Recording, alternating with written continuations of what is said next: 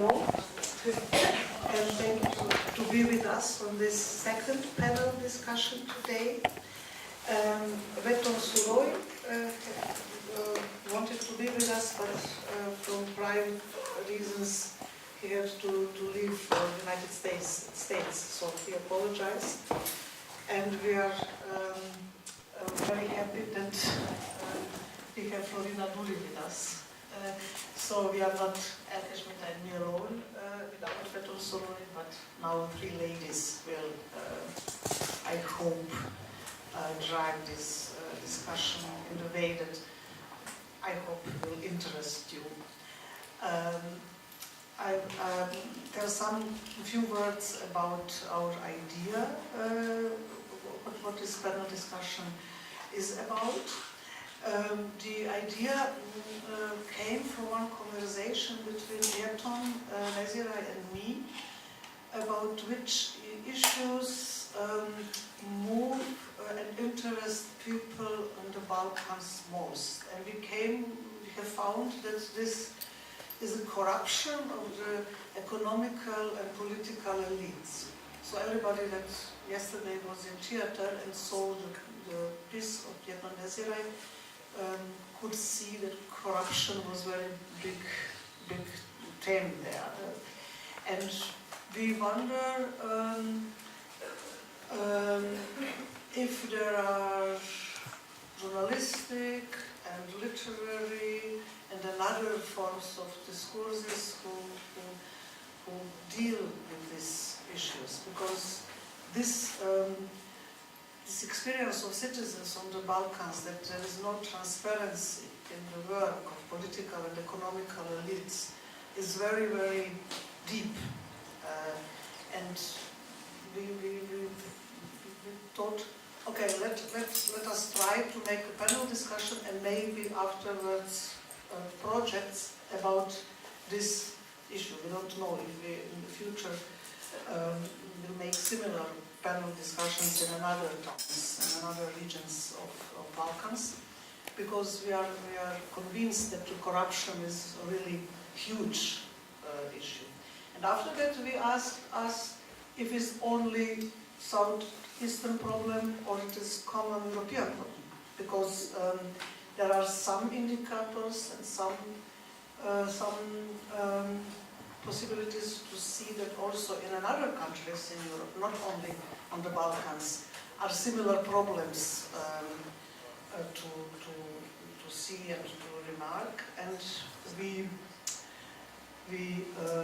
talk about it and came over that the crime novels, as a very typical and interesting and popular genre, are very indicative. And there are, I don't know, Scandinavian or German or from another, or French, crime novels that deal with these problems and somehow on the, not in the mainstream of literature, but very popular, somehow like fun literature, but they deal with real problems, with real corruption problems. And suddenly, if you read these crime novels, for example, Scandinavian crime novels, you see, okay, these problems that we have on the Balkans are also there, known.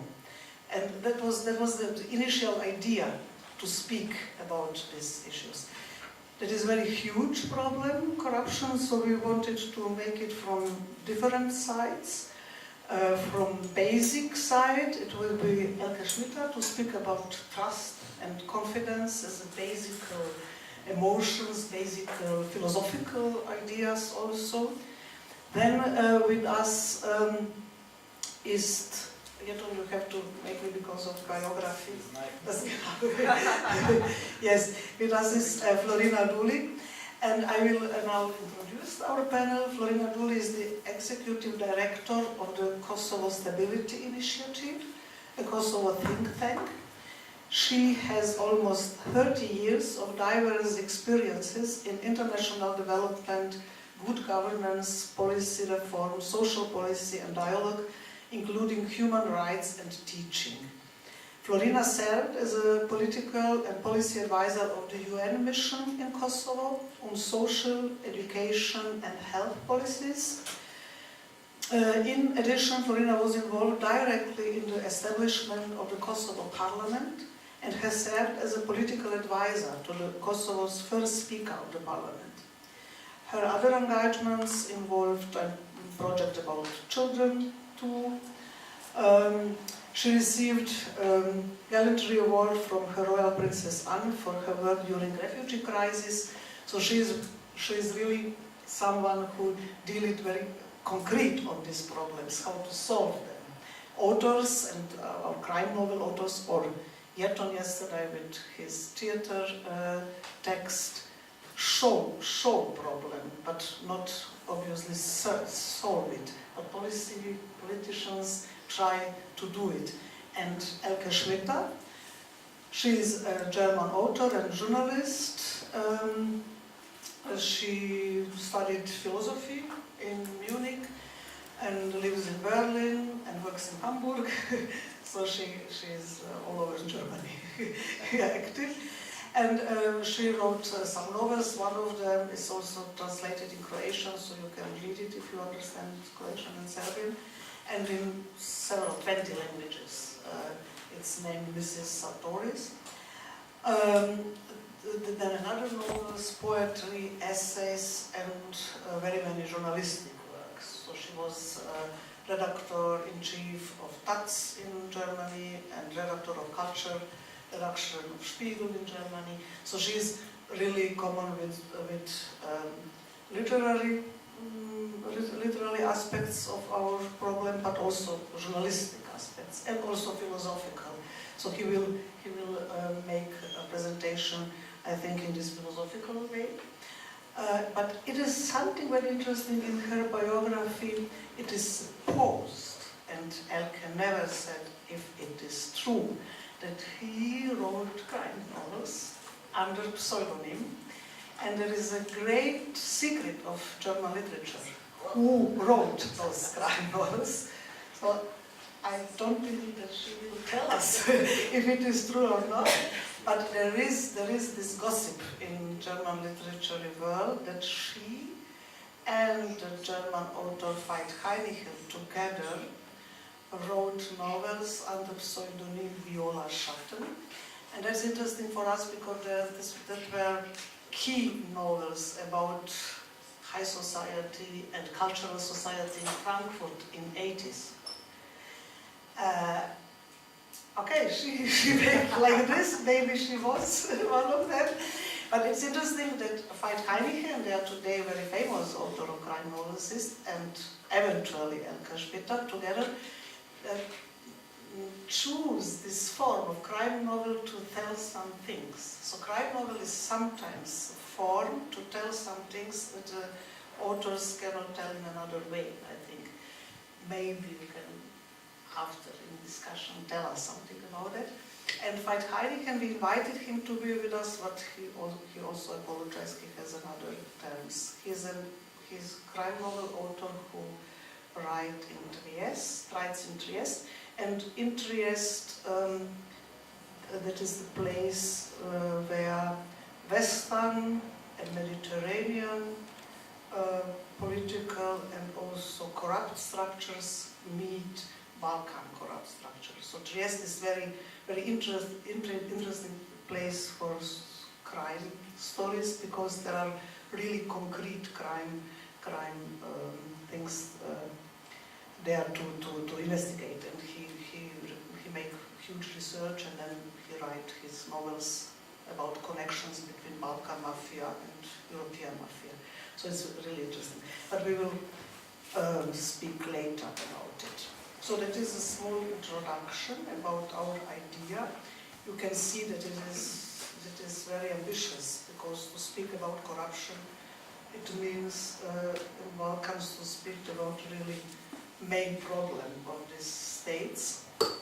And I will now ask Elke to read us her essay about trust as a basis for this discussion. Okay, thank you.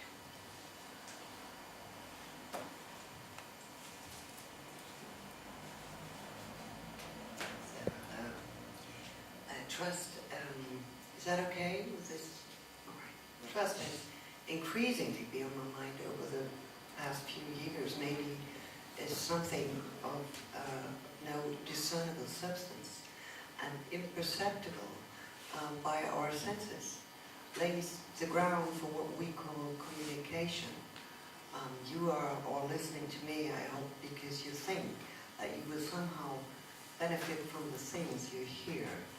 And even if I would speak in a confusing way or lose the thread, you would assume, for example, that I'm not crazy and that I'm voluntarily speaking to you and that whatever I'm telling you has been my idea and that I'm not making this up. And this might appear to be obvious, but yet it cannot be taken for granted. Confidence in general depends on the circumstances, and it may be delivered in small portions. An AA meeting, a police interrogation, and an election campaign speech may require significantly different portions of confidence, and they should, I suppose. But a sediment, a grain thereof, is a necessity. Every speech act is based on trust. And how does trust itself develop? As far as we know, it originates in the embrace, develops through body contact and response in every aspect. Initially, confidence is a physiological process. We need the heartbeat of the other, its skin, its warmth, its touch, in order to not fall out again of the very world in which we have fallen into just a moment ago.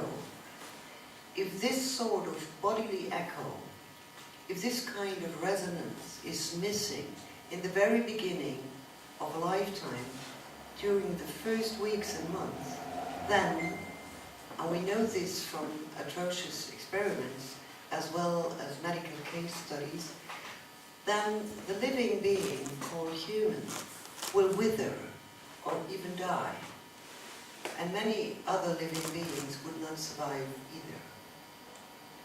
Moreover, human developed only by the reaction of other human beings sufficient confidence in themselves to perceive what's on their own very mind, and to somewhat bring it in line with the situation, and to develop the confidence that their counterpart is functioning similarly.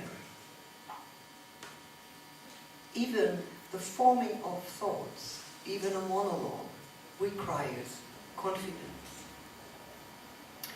In medicine, the placebo effect has always been something we can rely on. Approximately 400 years before Common Era, Plato already elaborated on how important it is that the patient is able to trust his doctor, which even justifies the medical lie. And even when you sit down on a chair, you must be able to trust its stability. Most of our actions are sustained by a certain trust, and thus could be termed as non-topical. The confidence does not become explicit, not even does it sink in. It is the unperceived, but all the more solid, signifying context in which we stand in the world. Also, the written word itself is some sort of storage device for confidence. We are all children of a culture which values the quality of the word when it is inscribed. Something written or printed is unconsciously connected to our early childhood experience when we first started learning to read. From the primer, from the first books in school, we have learned to trust the alphabetic characters. We do not just trust in their functionality.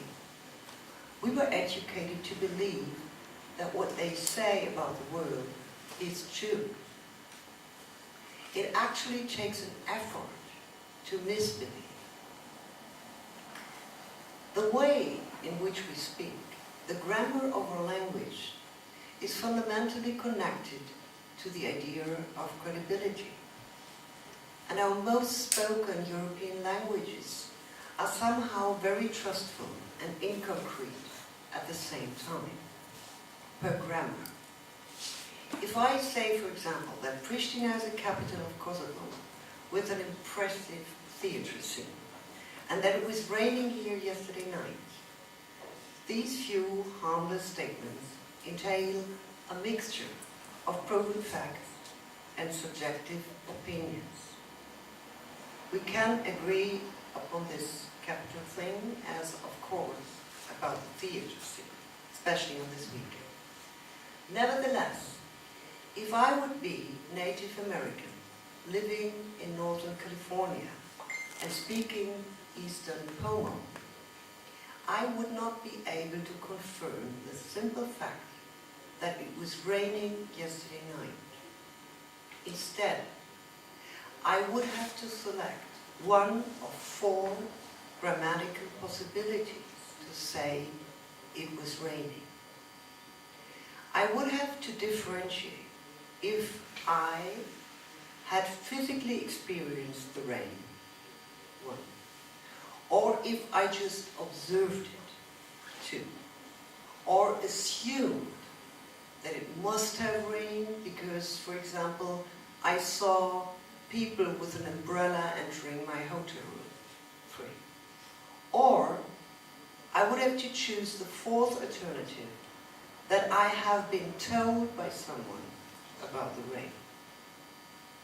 That is to say, in this language, Eastern Pomo, the evidence of a factual statement is not added with a whim subsequently, as in a lot of European languages, like it was raining, I heard it on the radio, or it was raining, I needed an umbrella. Because the actual witnessing of any claim is already embedded in the corresponding verb. No factual statement in Eastern Pomo without pointing to source. This may initially seem somewhat awkward or even annoying to us. But let's briefly imagine the Brexit debate or the last election campaign here in Kosovo being held in Eastern Pomo. Maybe we would change our minds. And wouldn't it be a revolution for the Wouldn't it be a revolution for the democratic discourse if no one could claim anything without at once having to declare where that information came from?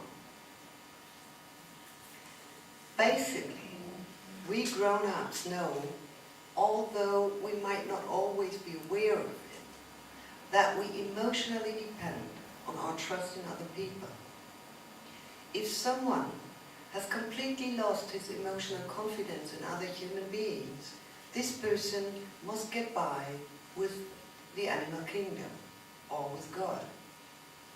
The drastically depointed hermit who only speaks to his animals, or the holy man in his absolute solitude, are literally topoi that we all know. These persons, I would argue, do not talk to animals or to God out of primary love of animals or inherent religious faith, but because their trust in the human has been shattered. Language, then, still fulfills its function, but it does no longer serve a purpose, because there is no meaning in it. By the way, what I just told you about the Eastern Pomo, I only know from books. I trusted these books, and you possibly trust me now, or you Google it later, or right now, at home, or go on Wikipedia. Most of the assumptions we make about the world we take from the media. Thus, their credibility and our confidence in it is fundamental for the political process. As you probably know, Germany has a so-called public service media formed by the main constitution of the BBC, an institution that Germany essentially owes to the process of re-education after the Second World War. In about the last 30 years, the German media landscape has changed significantly due to the admission of private broadcasters. Since then, the media are competing with each other for the credibility of the image they draw of Germany and the world. But only in the last couple of years, the public service media are under general suspicion, not among the majority, but among a rather loud minority. Roughly speaking, they are suspected to spread a left-wing, romantic, distorted image of reality. The shortest formula for this general suspicion is the use of the word state media instead of public media. In an essay from 1949, the German-American political thinker Hannah Arendt describes the experiences of her first journey to Germany after the World War II. As you perhaps know, the Jewish student of philosophy Hannah Arendt fled Nazi Germany via Paris to the United States, and in 1949, 4 years after the war, she returned to a not only externally destroyed country. She talked with people who had been under the influence of the Nazi propaganda for 12 years and were now confronted through the photos of the concentration camps, through the Nuremberg trials and the media in general, now confronted with a reality that was even more difficult to recognize because it did not only bring back what had not been known, but also what had been denied in words and images. That resulted, according to Arendt's experience, in a plain refusal to believe in anything. It was a widespread notion of the time to neither believe in the old information nor the new one. If we were lied to in the first place, how can we be sure that we are not being lied to again? That's how one could characterize this kind of defense behavior. Here I quote Arendt. The most significant and also most terrifying aspect of the German escapism lies in the attitude to deal with facts as if they were solely opinions. In other words, she says, in the worst case, propaganda does not only destroy the truth, but also the ability of trusting in any truth. In Germany, the resource of political trust has been growing back again over the decades. But we do also perceive that this trust can be shaken. Strictly speaking, there is no logical exit from this unpleasant fact. Even the person who denies the man-made global warming will find supportive sources, formally equally apart from personal experience, as those studies which confirm the opposite. When somebody already made up his mind not to see the world the way other people see it, he or she is hardly to convince with arguments. Formally, this somebody often is even better informed than the one who is following the global generality. The question, what is propaganda and what is truth, has turned into the main battlefield in so many areas of the democracies. And that has definitely something to do with the objective organization of our media and with its explosive amount of opinions and facts that we are exposed to when we go online. To cope with that is, I would say, the main huge political task of today.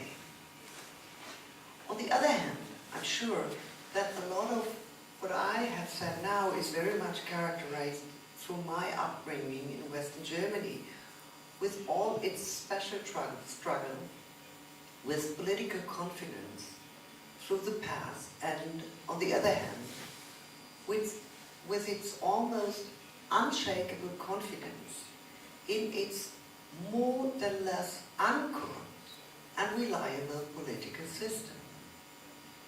Once in a while, for example, when our big companies like Siemens and Volkswagen are accused and found guilty for heavy corruption, it seems to me that our national confidence is immune against embarrassing and uncomfortable facts shaking our view of ourselves. Whatever happens, we still identify corruption as elsewhere. In Germany, corruption seems to be just an unpleasant accident. Only in other countries, the same thing is not an accident, but a structure. Not only in this respect, I guess, we, Germans, could learn from other societies, especially from the Balkans, which do still figure in the common German conscience and unconscious as less innocent or childlike and more experienced in matters of trust and mistrust. Thank you for your attention, and I would like to, as trustful as possible, have a later conversation.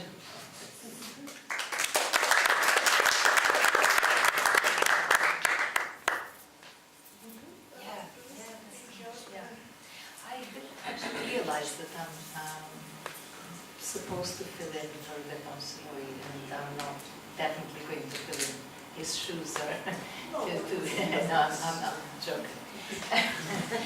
But actually, this is the first time that I come in this house, and I would have loved to come for a cultural speech on culture, because my family comes from, my family are artists. My father was a theater actor, my husband is a film director and writer. But I'm here today because I run this think tank called Kosovo Stability Initiative, and it has dealt with corruption for a long time now, since 2004 to be exact. Because of that, and because our work in corruption, we have actually been part of some regional and some international networks that were analyzing corruption.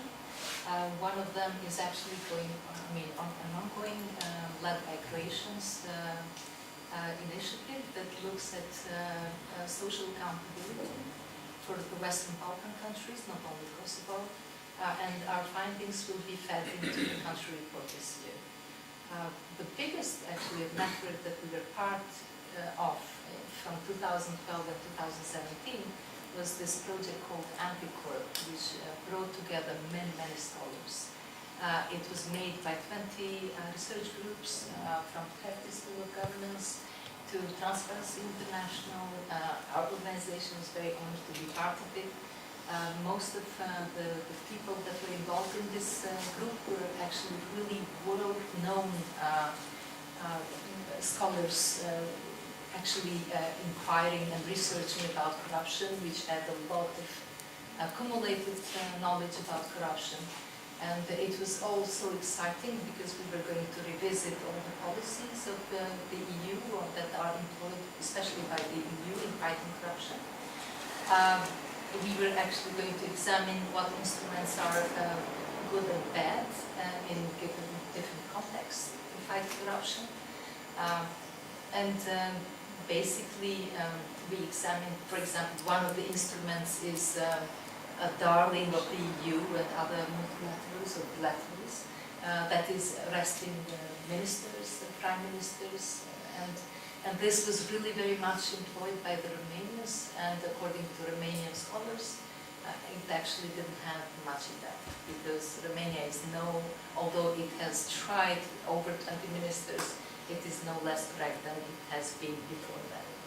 So actually, to be honest, during this time, even though this group actually brought together many different fields, and it was supposed to be a study based on political economy, kind of using the political economy approach to studying corruption. So we were actually looking even at ethnography of corruption, or how actually is corruption in our genes. We were moving from developing different indicators from non-perception-based to perception-based, and our findings were really weird. For example, one of the findings when we combined both non-perception-based and perception-based corruptions was saying that maybe integrity as a behavior or approach is an odd one. Maybe we are all corrupt. And basically our findings did not point out at the 150 countries that are known to suffer from systemic corruption, where actually Kosovo belongs, I mean, and the whole Western Balkans region. So basically, during this work, I actually lost my illusion that, corruption is a really easy thing to study. And indicators are not really going to tell us a story. So if you are up to hearing a story from me today about corruption and what policies are working, what instruments are working, I have very bad news for you, because think tanks and academia at least, they cannot tell a story about corruption. Corruption evolves, and it's always 3 steps ahead of us. Unfortunately, in this era in which we live, actually states and systems are being even more enabling for politicians to leverage upon their power to generate financial gains for themselves. The era where we are living is actually times where, maybe you've heard today the news, where a US president declares that the Saudi Arabian version of the Jamal's death is credible. So what can we say about the era in which we live? So the research we have done has done some things. The research we have done has named forms of corruption very successfully, but only the forms that are known. So the forms, as I said, with corruption evolving, there will be always new forms. And corruption is appears in so many forms, and we can name, white-collar corruption, cronyism, political assassinations are linked to corruption.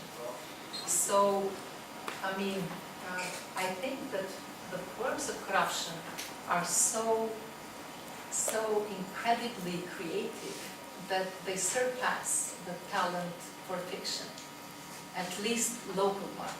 So, I can talk to you about the latest trend in measuring corruption. The EU is spending millions of euros looking at who are the big market winners across Europe, and comparing that with, for example, the biggest campaign donors. Even this has really produced very, very skewed results. On the other hand, you have social network analysis that you can do and use them in, together with all kinds of indicators that are in place. But then for that you need guts, and you're not safe because you can be assassinated very, very quickly. I can only compare the work that we are using on corruption with Gilda's novel, which is called Who Killed Palomino Molero? because the story of Ljosa is actually, revealing at the end the murderer of Molero. But the fact that actually he leaves so many questions unanswered, the plot at the end seems even more disturbing than initially. So basically, there is no one out there to tell you the story of corruption, I say it again. And sometimes we actually wish that that reality is fiction, and when I say this, I actually think of Khashoggi, for example, as one of the latest corruption victims. I read somewhere that during 2016 and right after Trump's election, the sale of the Orwell's book, 1984, had actually reached, it was actually 9,500% increase in sales. And,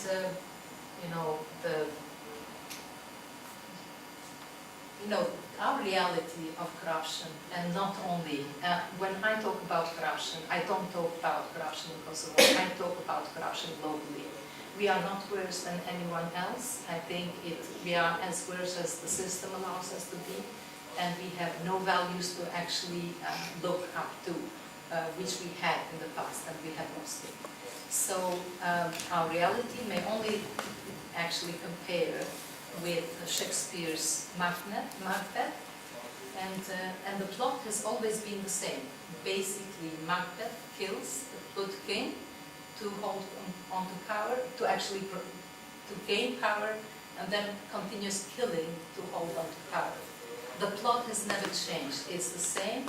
It is there as long as the system allows it.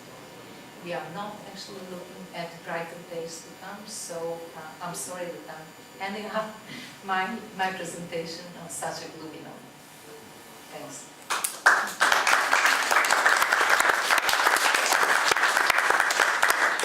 Thank you very much. So we have some very, very interesting aspects in these two speeches. Elke Schmitter told us about German experiences, but also about the common human question of trust, and then German experiences and the opinion of Hannah Arendt, and then the problem of media and how it's possible to trust to media. And Florina told us from the aspect of academia on think tank, they try to reflect international corruption problems. And really, in your speech, you mentioned some things that are central for our panel today, like crime novel, and like life is someone even more strong in fantasy as the literature is, and this Khashoggi murder is one of these examples, because it is really something like mafia murder too. The art, how it is done, it's something like mafia murder. And for me, it was also very interesting that you mentioned the novel of Mario Vargas Llosa, Who Killed Palomino Molero, because I wrote my doctoral dissertation about crime novels, and I analyzed this novel too. So it was funny for me to hear that you mentioned it. Very, very good crime novel, Who Killed Palomino Molero. Now I will tell you my little statement. I concentrate me to this literary part of this problem. And I will start with a question to all of you, if you all remember the film and the novel The Godfather of Mario Puzo. Probably yes. And Mario Puzo once said, "I don't trust society to protect us. I have no intention of placing my fate in the hands of men whose only qualification is that they manage to con a block of people to vote for them." In this sentence, Mario Puzo expresses his lack of confidence, lack of trust in the state, which does not sound like the words of an American who is proud of the American Constitution, of the American founding fathers, and it was in the 60s Mario Puzo said these words. He speaks rather as a Southern Italian, or even a Southern European. He could also be someone from the Balkans. So not to be confident with the state is very usual in Italian and in the Balkan world. But suddenly we hear from someone that lives in America to say these words. For me it was an interesting phenomenon. Traditionally there are areas in Europe that are like this, that they don't trust in structures, in state structures. But it is obviously possible that also in democratic, that it was in democracy that Mario Puzo said these words, not to believe in the state. And he has his reason. He told this man managed only to be voted. What is their qualification? To be somebody who make decisions about me. So he doesn't want to trust them. I mentioned this novel because this novel was one of the most famous that in the whole world. It was New York bestseller in the end of the 60s for months, and this movie and this film is very, very famous, of course, The Godfather. But in this mafia structures and the way how mafia functions, if the state doesn't function, then it's family, and family as a nucleus of society, and then everything around family don't change. It is very, very stable. Also in Italy, but also in our Balkan mafias, we know that, and I think in all international mafias. And now we saw it also in this Khashoggi murder, that the principles are very similar and are very, they don't change, they are always a function of the same way. So Mario Puzo, with his godfather, he made an example in literature really for decades. It's not an old book. You can read it and show it today, and you would recognize some things that are actual today. It was interesting for me. And then regarding the corruption and the structures of power, it would be logical to have very many crime novels in our region, in the Balkans, but it's not the case. We have no huge tradition of this genre. There are some authors in Croatian literature, Edo Popović or Jurica Pavičić, Drago Hedl. They wrote some very, very interesting and profound crime stories. They are regarding today's society in Croatia. Sasha Ilić wrote a political thriller about the murder of Zoran Đinđić, practically the most important political murder in the Balkans in the last 3 decades, because Zoran Đinđić was somehow hope for Serbia, for the whole region, for European way, and well, he paid for it on the Serbian mafia. So, and it is for me, it's one family from the Russian family, Milošević, Manković. Yes. And then Sasha Ilić, in his thriller, The Fall of Space Shuttle Columbia, that's the name of this thriller. It's not only thriller, it's a really huge novel, I can recommend it. It's not translated into German or into English, but for them who did Serbian. In Albanian it is, yes. And in this novel, Sasha Ilić shows also how the structure does function. Media, secret police, army, politicians, everybody is involved in this, in church, everybody is involved somehow on the diverse ends of this mafia structure.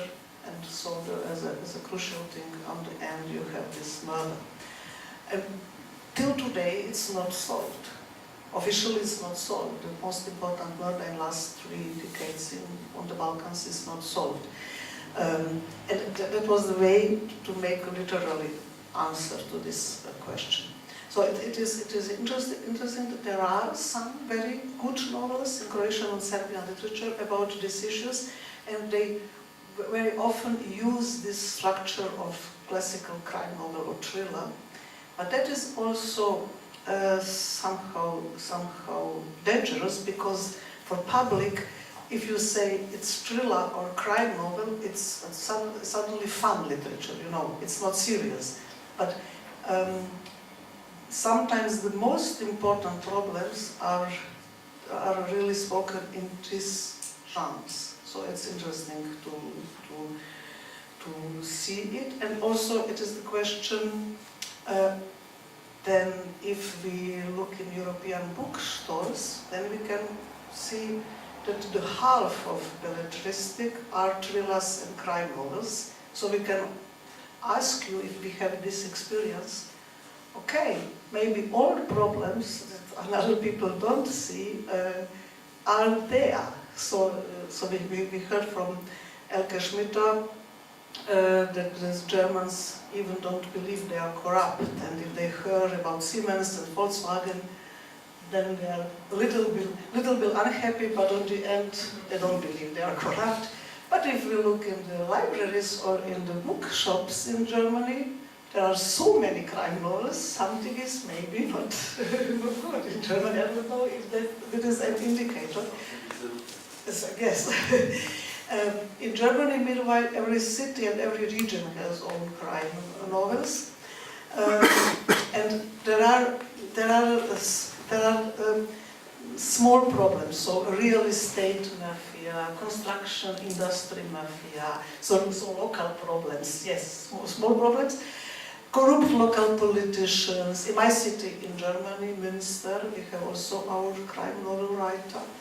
And he writes about some small little problems of this part. And then you see that also in Münster, in this really happy town, with happy people living there, very rich and very without problems, there is some real estate and construction industry mafia, and they are somehow corrupt. So corruption is everywhere. You told it.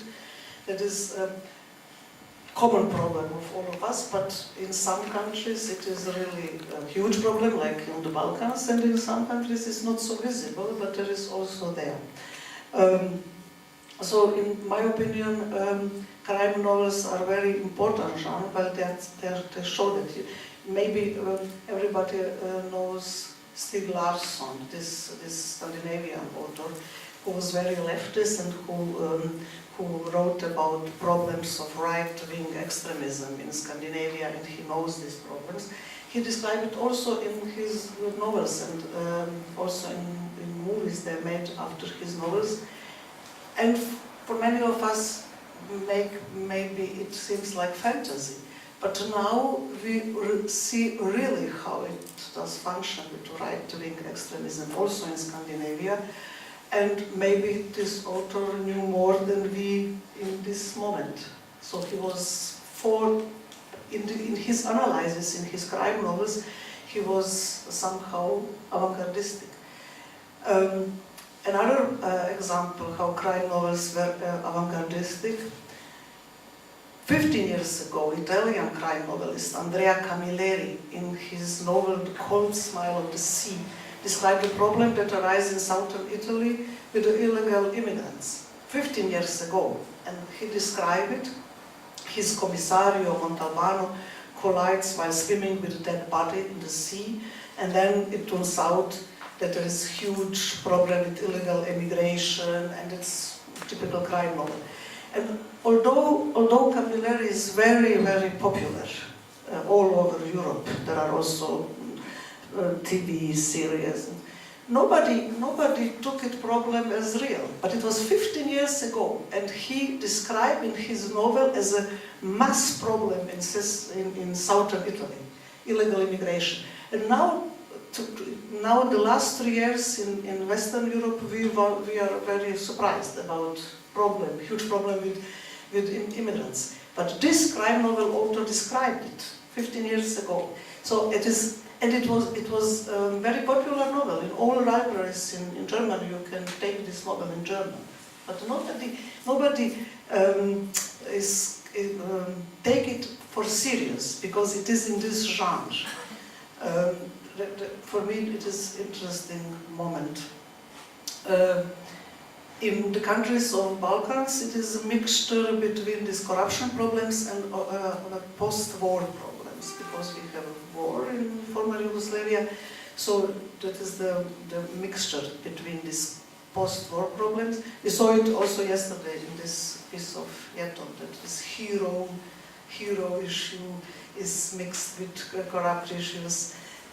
But now in the Western Europe countries, we have also similar problems, not those same problems, post-war problems, but multi-ethnic cities, Islamic terrorism, right-wing extremism are similar problems, and they are then mixed in these crime novels. Some authors from the Western countries took this Yugoslavia and Balkan issues for their novels. So they write, for example, Norbert Gestrein, an Austrian author, has written the novel about the killed journalists. And killing journalists in the Yugoslavia war was an issue for some of authors from Western. So he wrote a novel, Craft of Killing, about the journalist murders in the wars in former Yugoslavia, and his reporter was killed in Kosovo in this novel. And it was somehow reported of real journalist murder, but in the meantime there are journalist murders in another European countries, not only in former Yugoslavia. So it was also an issue that came from reality and was taken from writers, and now it is real in the real life also in other countries, not only in the Balkans. We heard about journalist murder in Malta or in Slovakia. And the journalists now are very, very, very often hated. For example, in Germany, Elke told us about it. There is also slogan about lying press, so state press and lying press. And by the way, also this term, lying press, was in new time, not in Nazi time, but in new time, first used from one Austrian author regarding former Yugoslavia. It was Peter Handke. Peter Handke, but in this moment, as Peter Handke told, it is lying press that told us that Serbians are guilty for the war. It was not problem for the Western intellectuals and Western colleagues of Handke. Nobody was paying attention. It was important for us because we were very angry about Handke. But now this slogan about lying press came together in another context, and now it is a problem, of course. He claimed that the entire press misrepresented the events in Yugoslavian war, and he also has written all his books about former Yugoslavia as an answer to lying press. So Handke told the truth and press is lying.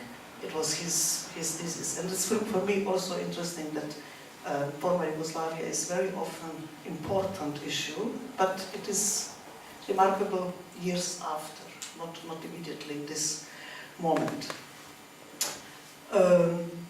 Yes, I described here some of another Western authors who wrote crime novels with this Yugoslavia war stuff. For example, France author Esther Subranch with crime novel with one Serbian girl.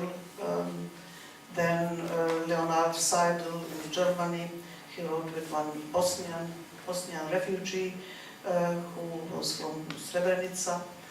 There are some of these crime novels with Yugoslavia issue. And Oliver Bottini, we invited him, but he also could not come. But another time, because Oliver Bottini, also German author, wrote few crime novels with Yugoslavian issues. I will not mention all of them, but there are very many of these crime novel authors that took these issues and wrote about it, and some of them are better informed and better in the problem as a journalists. So they make a fiction situation in their novels, but the problems they put in are, for my opinion, better described than some of media. So it's also very interesting. Yes, that was everything what I wanted to say from the literature side. So this problem of corruption, and corruption that even, how you told to us, corruption that even ended with murder, is described in these literary works.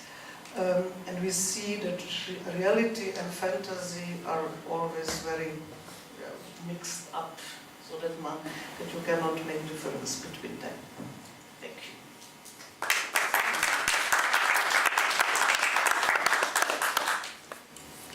Now we would like to discuss a little bit and open also for you, so you can ask everything what you want. Elke. Thank you. First of all, I do have a question after your statement. I would really love to see how does it work to make a ranking at all about these states? Like, for example, Transparency International does it. And are there any parameters you could talk about, you could tell us about? That would interest me. Are there any structures you can identify of any kind? And the second, I would love to discuss is whether corruption and brutality are connected by any means or not.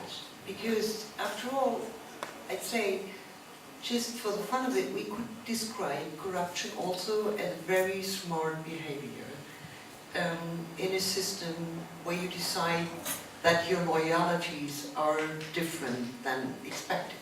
You still have loyalties, but you don't have loyalties with the state, but you have it with the family or the organization you work for.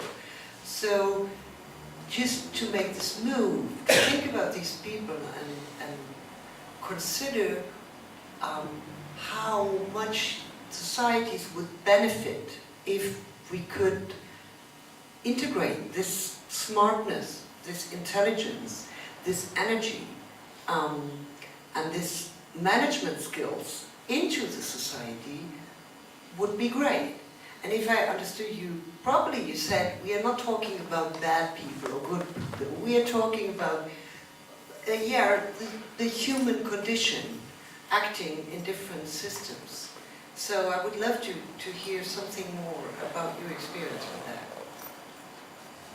Actually, to be honest, we had Transparency International in the group, but there was a big tension between proponents of non-perception-based indicators, and it was all about indicators, sorry to mention the word so often, and those who were actually, and Transparency International, which is actually basing its ranking only on perceptions. What does that mean, perception? Yeah, well, actually, I will give you an example, and then you can prove me right or wrong. I once went to Berlin, and we had a meeting with the board of my organization, because two of the members of our board were actually living in Berlin, and I was there for the Anticore project anyway. So we go out to lunch in a small restaurant, because we are a small board, and I asked for the receipt because our government, our donors will never reimburse any receipt which is not a proper receipt with fiscal invoice and everything. And in Berlin, I could not find a small restaurant that was actually issuing receipts or which would actually accept cards for payment. I mean, most of small, nice restaurants were not doing that. And my immediate perception was corruption. And my German friends, the members of the board, said, oh, no, you don't understand.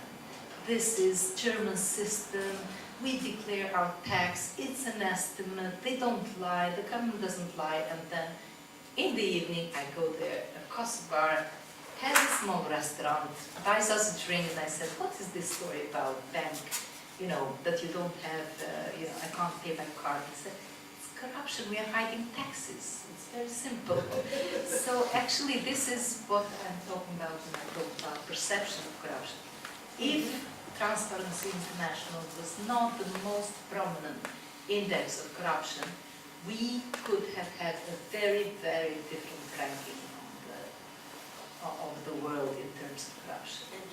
According to the group, because we had very enthusiastic young scholars who developed a system of 4 basic indicators which were not based on perception.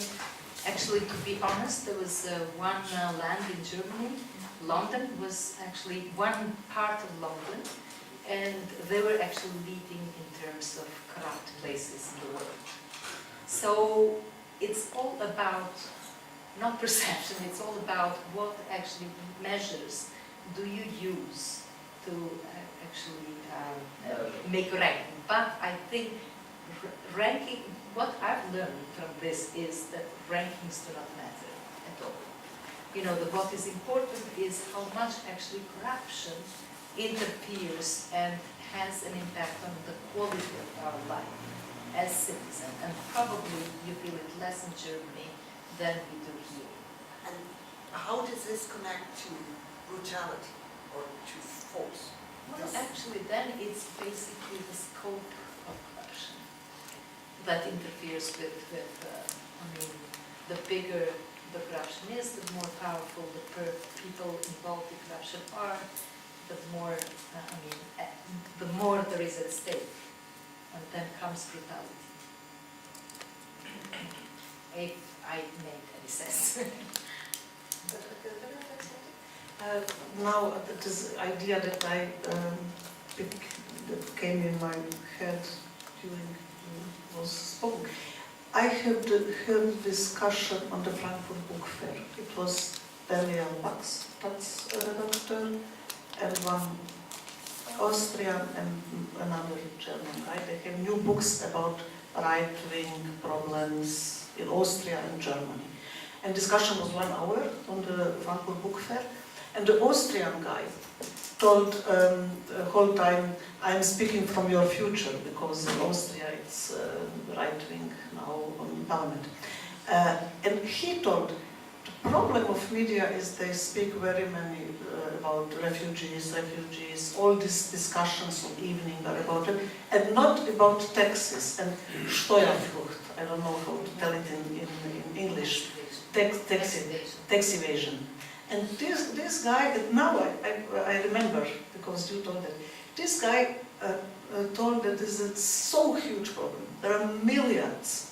And he told, if billion, he told, if the German television public, and Austrian too, every evening would hear discussions about it, you can make atmosphere in this way.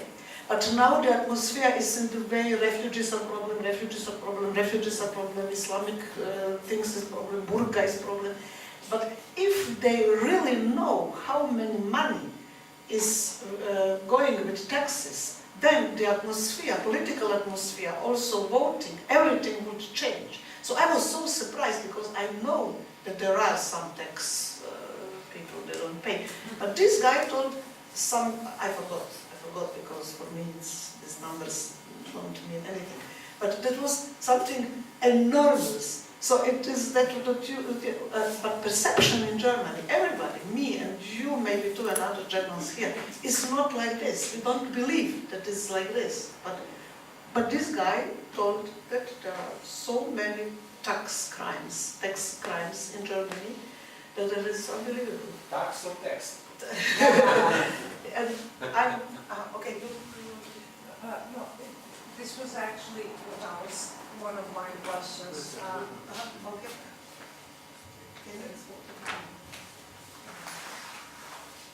This was actually one of my questions regarding media, and how actually this it's embedded on ideas about Balkans, that this is very much Balkan phenomenon. Actually, I read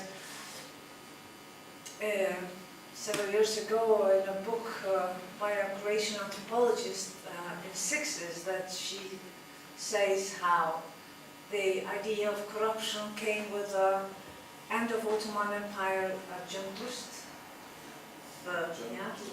end of Ottoman Empire with the bakshish concept.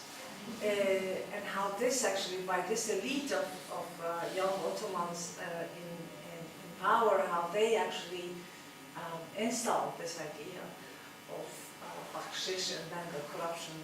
This was the reason, to say, that it brought to decay. And very often among these Balkanisms is also the idea of corruption, and we know that it could not be perhaps exactly the same in the same form, but it happens also in other parts of Europe or elsewhere. And then it was exactly this idea, like how does media coverage, like how was the role of media in this case, like who controls media in this case? And we would think that there should be some sort of a counter-narrative to this idea of Europe and European Union, and thinking that corruption is one of the main elements of the so-called stability agreement. What is the name, the exact name of it? I'm sorry? Democracy? No, you're not talking about stability. No, I'm talking about, I don't know even in Albanian how to say that. Ja, vielleicht auf Deutsch kann ich. ICD, në Shqip se di me thome, kriteret për marrëveshjen e stabilizim asociimit. SDA, the Stabilization Association Agreement. Yes, whatever that means.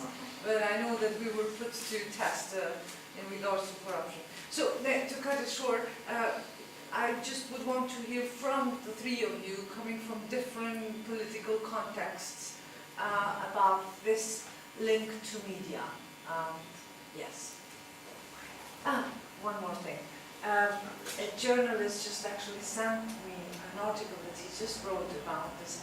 There was another scandal in Kosovo, the son of I.Gj, who was caught with drugs and stuff, and how the police handled this issue.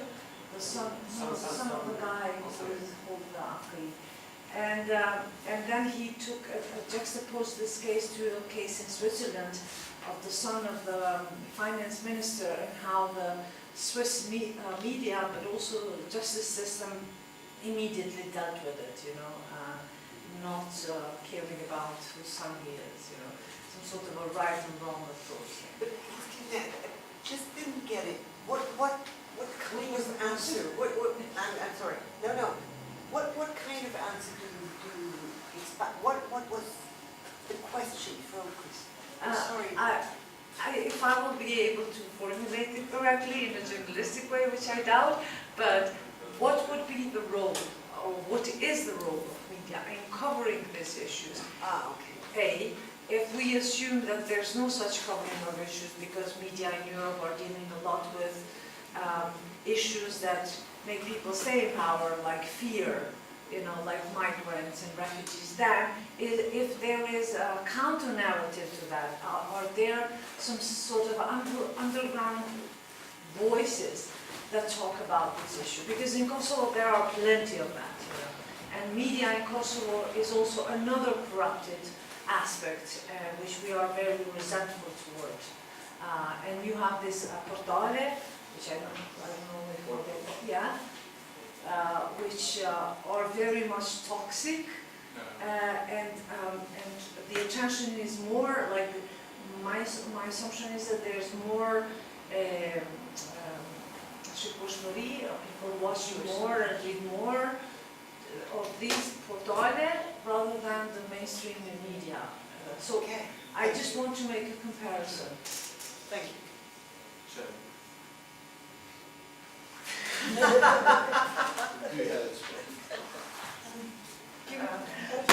It's really from media.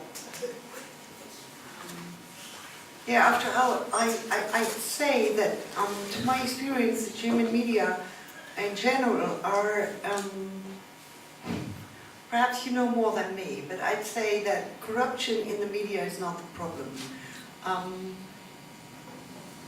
Because the public media do have a lot of resources, and although the private media are struggling with the transformation, and they do struggle, like Süddeutsche Zeitung or Der Spiegel, or they do have problems, but corruption, I'd say, is not the problem, as far as I see. It's more perhaps that the German idea of Germany is perhaps a little bit childlike, and that research is The idea of Germany is what? is childlike, is innocent, is corruption. That's not really our problem. I'd say this might be a problem of perception, self-perception on one hand.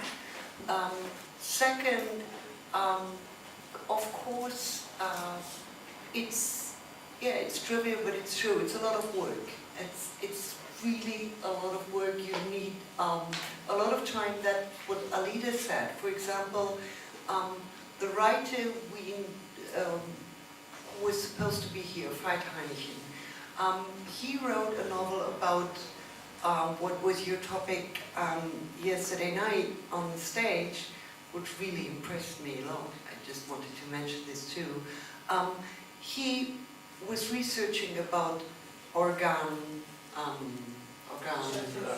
traffic. And it took him years. And after these years, he was an expert about this, probably more than a lot of journalists working on this field, because he took his time. And for him, it was the best way to write everything he knew in this novel, which makes him, I mean, he can do it, and he is not, as far as I know, he's not in danger with that. And perhaps it would help a lot if we would change our perception of crime novels as better journalism. For example, he and Petra Reski, who is a very good researcher about mafia problems in South Italy, she switched from being a journalist to being an author of crime novels, because she says, everything I know about these structures, I can write down in a novel, and it's true, but I don't have to deal with, for example, with trials. I don't have to pay for justice. I don't have to defend myself all the time, and I don't need personal security. So what you're saying is that media do not, I don't understand, like, do they cover these issues or they don't? I'd say they don't cover it sufficiently, but not because they are in danger, but as far as I see, for these two reasons, it's not in their perception as a main problem, because it's somehow in conflict with their inner image of their country, their nation. It's not implanted in being a German or in living there. That's your story about these small, tiny restaurants who have a problem with, printing a receipt, and then they say, no, it's not about corruption. It's just these tiny little restaurants, work differently somehow. So this is a problem of perception, I'd say, on one hand, and on the other hand, it is, if you really want to do it properly, you need, I'd say, you need teams, you need a task force, you need really, you have to take it serious. And but when it's the case of Balkans, they all get organized very well, and to document these stories. Because I think a lot of perception about a lot of this Balkanism comes also from media. So it's like I say that sometimes media is also like anthropology. I don't know, in last century or even today. I mean, I shouldn't be that generous with anthropology, who exoticizes and takes only these, like scandal stories and I'm sorry. They make shows.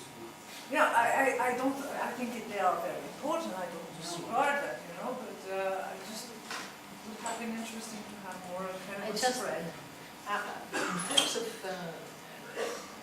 Kosovo, at least, of course, media has a role. But the problem is there are two problems. First is money, because as you said, to investigate a story, it takes years to do it properly, and no newspaper in Kosovo can afford to pay anyone to investigate the story for years, because they are suffering, they are struggling to survive financially, at least those ones who are not co-opted. I mean, I use the word co-opted as a softer, more diplomatic. And the other one is trust.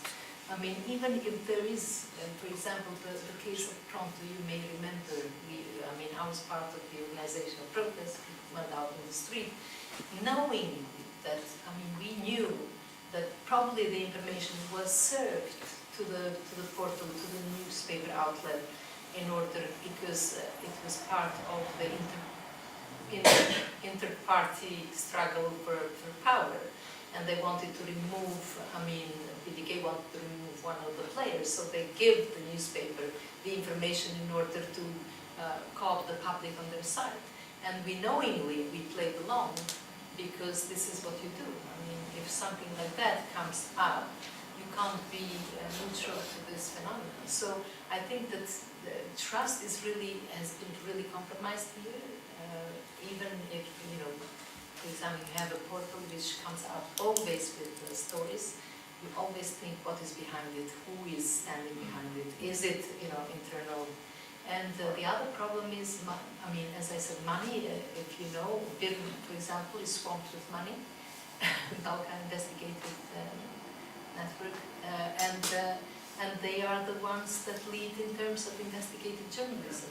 It's all about money, I think. Because in our media, it's very much in the concept of our media to always come up with stories about corruption, because they see a mission in that. It's very different to German media, probably. But it's a question of money, as I said.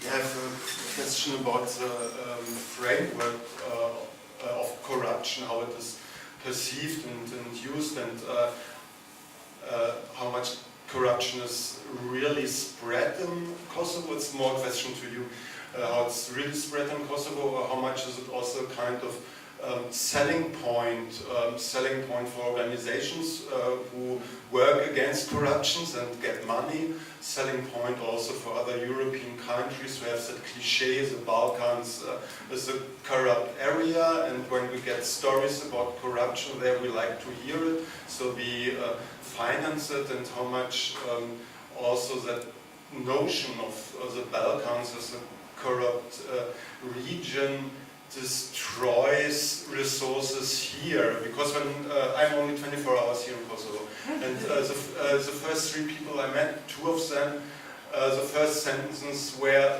our government is corrupt and we can't do anything about it, and I want to go to Germany or to the United States because everybody here is corrupt. And then I tried to ask them, are you also corrupt, or is your employer corrupt? And of course they weren't corrupt, and about their employer they hesitated a bit, but for me, they transmitted the notion that the whole country is corrupt and that you can't stay here. And I just want to know how many grades of corruption you see here, what is real and what is maybe also exaggerated for use of other organizations to profit from it. Thank you for the question. Actually, I mean, I'm 54 years old and I managed to live all my life without paying a bribe. So I think that this is, enough as an indicator that petty corruption is almost missing here. I mean, there are people who, think that bakshish is something that you need to promote, but I mean, it's not really that you can't get a birth certificate without bribing anyone. I mean, this is not true. But corruption is very much existing in the public procurement sphere, mainly, and we suffer a lot from political corruption. This is true, but when it comes, and you said, how much do Western countries or the EU, being the biggest donor here, like to finance things about corruption? It's actually very, very, very strange, and we could write a novel about it. Really, I mean, when we talk about voluntarism or corruption, NGOs deal with corruption issues and voluntarism, and they volunteer if it's politically correct. And being politically correct means saying things that you need to say, but without actually implying anything about anyone specifically. Which means that all of us, we are in the game of being, pretending. It's more a role play. And there are some people who are more comfortable in that role. I am not of those ones, so I really get very, very few money from my work in anti-corruption. But there are organizations that do. I mean, they are really leading in anti-corruption. We are not. I mean, we had, just one example, we had elections 2 years ago, and we had this campaign which said, me neither. I'm not going to vote any corrupt politicians.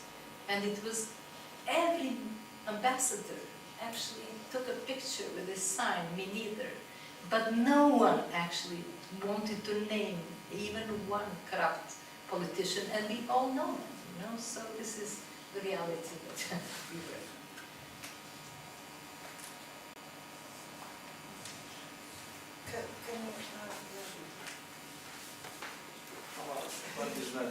But is there anybody who needs a translation after all in this room? No. Because if there's no one, we could just skip this microphone. I think the last one isn't here. No, let's do it in English. For me? Okay. Yeah, tell the translator. Basically, I have one question about, I see some of you have some media experience, and I have a question about your opinion. What do you think, what media can do more on feeding the public about corruption preventives?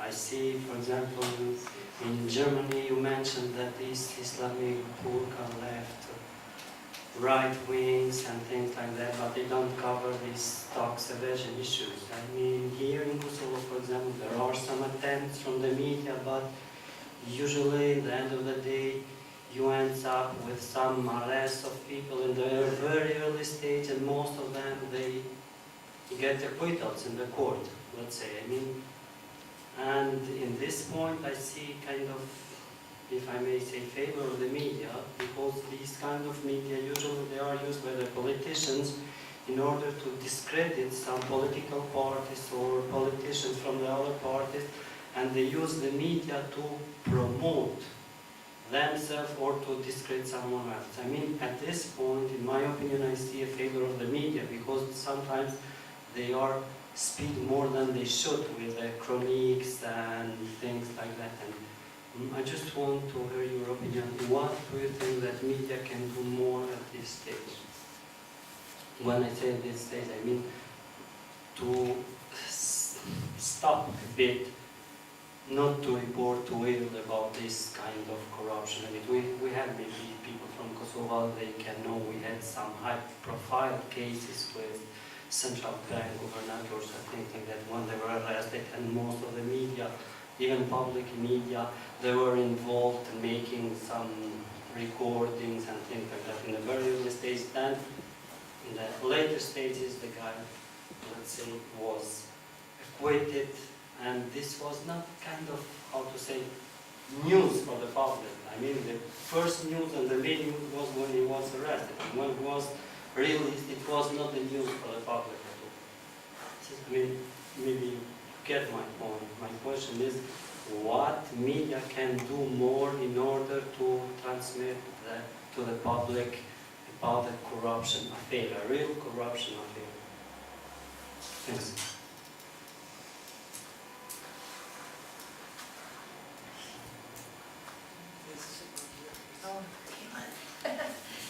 You don't have a problem with corruption, as I said. Yeah. Therefore, I have no answer. How would we affair more than 80, 100 million euros and Well, we are not going to list all the... corruption is global. It's not Kosovo issue. No, actually, I think media has a role, but the problem is that I mean, there is a lot of self-censorship, first of all, because they depend on the monies. I mean, just recently I heard this case when the Ministry of Education has signed a contract with most of media outlets in Kosovo, that each one of them publishes 2 articles, promotional articles about the newspaper, about the ministry's performance and the minister himself. So actually somebody discovered the contracts, went out to all the media, and nobody out of all the print media and portals, only Moderatore actually agreed to publish the story, but they are the only ones. After they signed the contract or before? No, after they signed that. I mean, and actually only Moderatore published it, but you know, if you go to, for example, KTV, you will see that they have the shabbiest studios, so integrity comes with a price. It's not free. I have a question about literature, actually. No, that was the case also when Kosovo declared independence with money that was meant to be going for the promotion of the activities. So all the medias were profiting, and it was only Moderatore who reported that some 1 million got disappeared, and then nobody else actually was reporting or was investigating the case. So it kind of, the news disappeared fast, and actually nobody wanted to highlight this because, you know, we were in just a day or 2 days before the real declaration of independence. But still, you know, still, after all, I would so much love to understand better, for example, what other parameters, if you, for example, have a state like Sweden, where the, let's say, public sector is a very important sector for example, health, governance, and you have other countries organized more,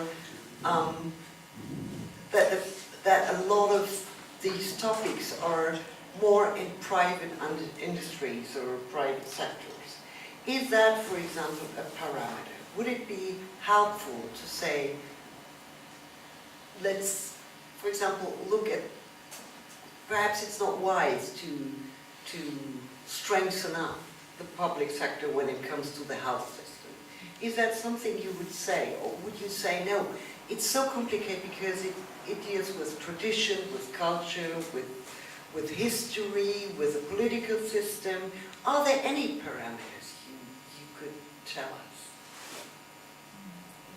Actually, that's probably a billion-dollar question. It's very, very complicated. But I think that, again, I think it's, again, related to perceptions. Because you mentioned Sweden. I will say novel, Nobel Academy, I mean, Panama Papers, and all this. I think in the case of Western Europe, ignorance is a bliss, and maybe the fact that that people are not aware of the level of corruption that exposed to is better, because look at Nobel. I mean, Nobel Academy is shocked. They don't know how to deal with the crisis now. I mean, they didn't give a prize in literature this year. Yeah, but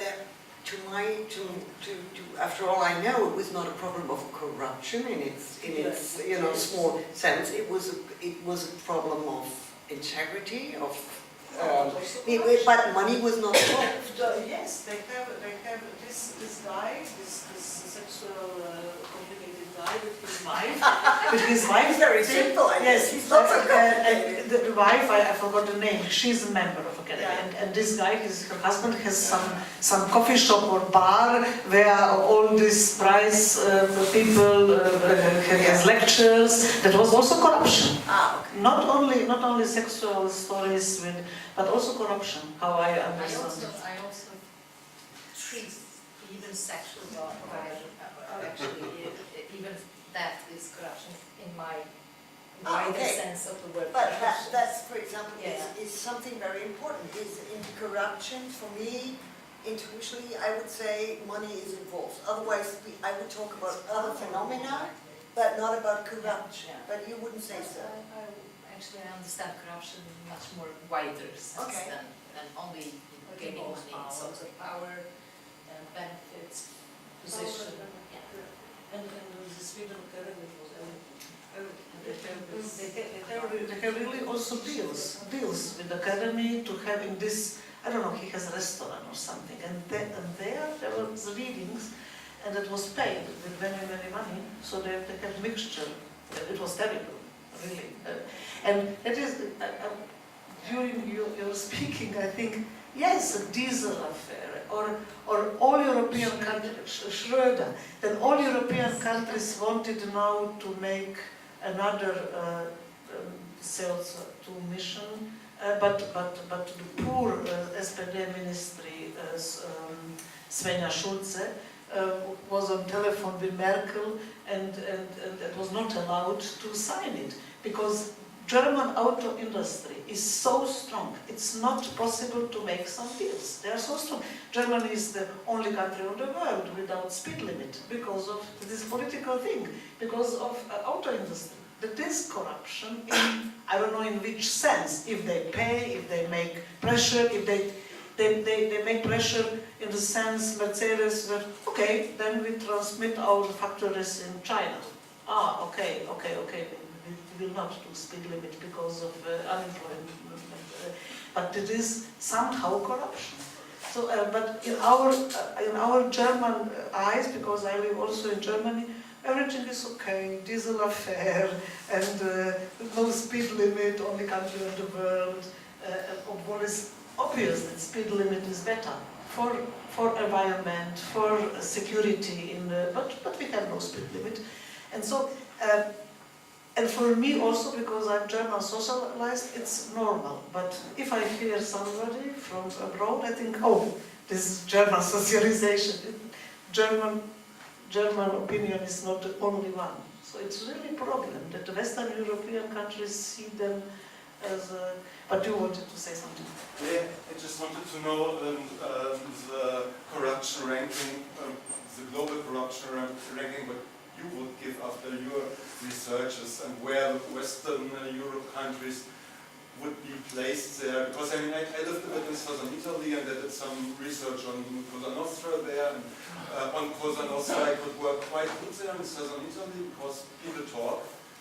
And then when I tried to see, they employed a lot of money from a lot of EU money. There's no highway built in Sicily without the mafia and without money from Brussels. So I wanted to go to Brussels and to see where the link is. And as far as I went away from Sicily and as I came closer to Brussels, first to Rome, then to Brussels, less people wanted to talk about it. And in Brussels, I couldn't talk with anybody. Everybody declined, and even you couldn't go there to the offices. They were just too busy. Yeah, of course, only that, yeah, because they were too busy to give money to Kosovo, and they don't talk with me about Sicily. And so I made this experience that you can write and talk and investigate as a journalist quite well in Southern Europe or on the Balkans, and so you can investigate about corruption, but if you come higher, if you come closer to the heart of Western Europe, you can't do. And you did a lot of research, I guess, and I would like to know how your ranking would be, also having in mind those dynamics. Well, actually, to be honest, I think that the ranking would follow the rule of law and how the rule of law works in each country. And we have, unfortunately, a very weak rule of law. But if you look at only Kosovo, and you will see that all humans are the same if they actually can get away with it. So, I mean, I used to work with the UN in '99. At that time, it was total anarchy. I mean, we had KFOR, which was here to provide physical safety. But then we had a huge mission of internationals coming mainly from Western Europe.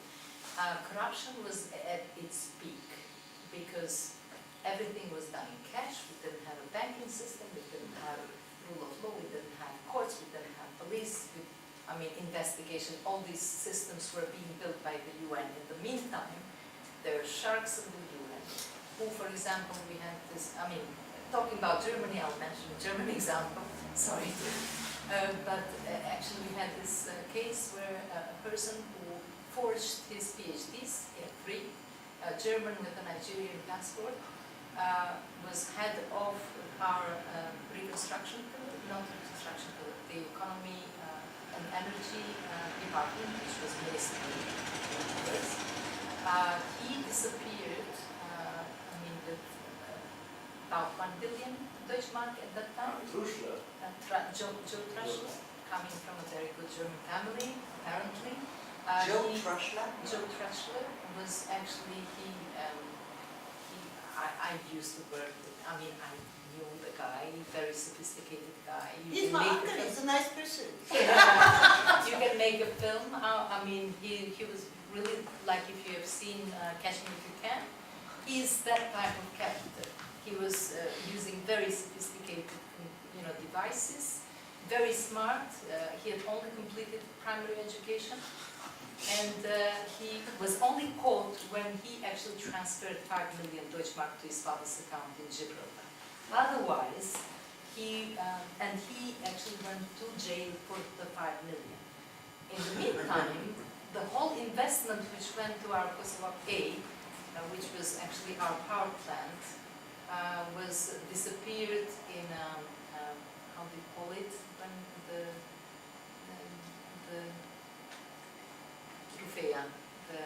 lightning, in a very, very sunny day, because the auditors had come to check where did the 1 billion Deutschmark go, and all of a sudden the lightning, officially the lightning hit the building, burned down. And so, this was really the peak. Then we had the Alcatel agreement, which not only that we gave our telephony to Monaco, of all countries. We had Siemens, and we had, can you imagine a small country like Monaco, the same size as Kosovo, maybe smaller, competing with Siemens and Ericsson, and it doesn't make any sense. Not only that they got the contract from the UN, but they were guaranteed monopoly for 5 years. And they did get the monopoly for 5 years. So this is what happened then. Since we had the rule of law, until our politicians actually co-opted or actually captured those institutions, we had lower corruption, and then it went up. Now our politicians control the rule of law, they control the prosecution, they control the judicial system and the police, so now they can do it without any fear they will be caught, unless they have an internal party fight, which we pray for. I got already sold an idea for writing a novel. And it won't be called fiction. Yeah. Based on true stories. You can start with this Khashoggi murder in Istanbul Consulate, and then straight it out. Yes, thank you very much for being with us, for discussing with us. We hope to continue this discussion yet on, because it was idea to make it also in Croatia, a very corrupt country in my eyes, to make it again with another authors. I hope we can invite Veit Heineken next time to hear about his experience. We better have to get to, no, please not. Yes, I hope we will discuss it in another term again, because it is a really huge issue. But I'm so glad that you join us with another journalist and literature.